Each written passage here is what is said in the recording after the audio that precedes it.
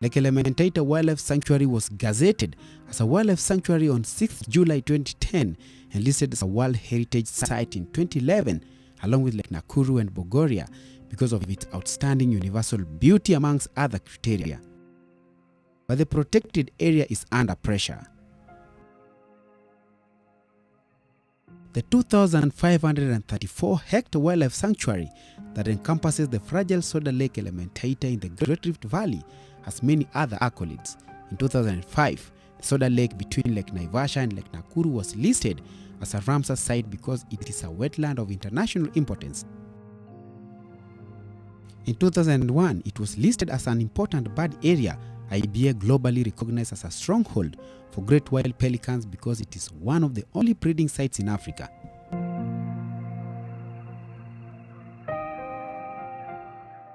It is also a flamingo stronghold and an important flight path for over 100 species of migratory birds flying from Europe and Asia to escape the winters. It's also home to the critically endangered Ruppel's vulture, white-backed vultures, and the hooded vulture, including the raptors.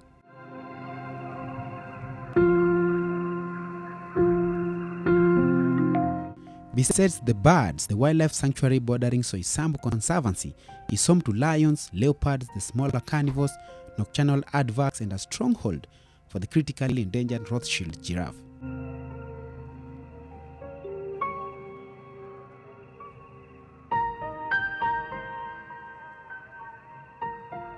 Elmentaita is also a vital dispersal area for wildlife moving across the three lakes in the Great Rift Valley, namely Nakuru, Elmentaita, and Naivasha. And with Lake Nakuru and Lake Bogoria, it makes the Kenya lake system for the migrating flamingos in search of the special diet, the algae found in soda-rich lakes. But since mid-2019, all that's under pressure from skyrocketing pylons being strung together with transmission lines in Kenya's endeavor to supply electricity to the nation under the 2030 development blueprint. Unfortunately, many of these pylons and transmission lines are increasingly passing through protected areas, as in the case of Nairobi National Park, and now through Soisambu Conservancy, of which a small portion is in the Lake Elmentaita Wildlife Sanctuary, despite a moratorium issued by the National Environment Management Authority dated 9th September 2019 prohibiting any new development in the Lake Elmentaita Ramsar site ecosystem.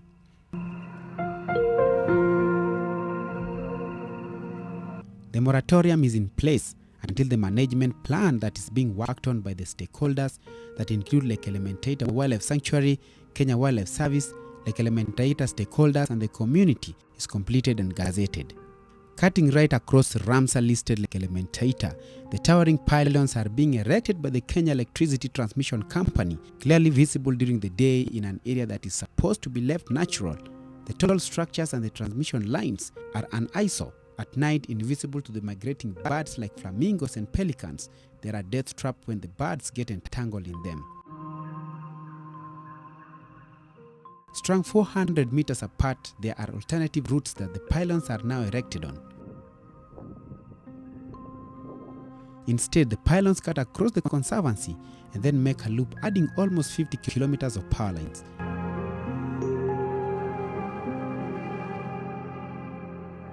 There is concern that Lake Elmentaita Wildlife Sanctuary, because of its close proximity to the pylons in Soisambu Conservancy, could be placed as a WHS in danger and eventually delisted, including from its other accolades. It begs the question whether protection in protected areas means nothing in the name of development. For Nation Digital, I'm Dickens Ngicho.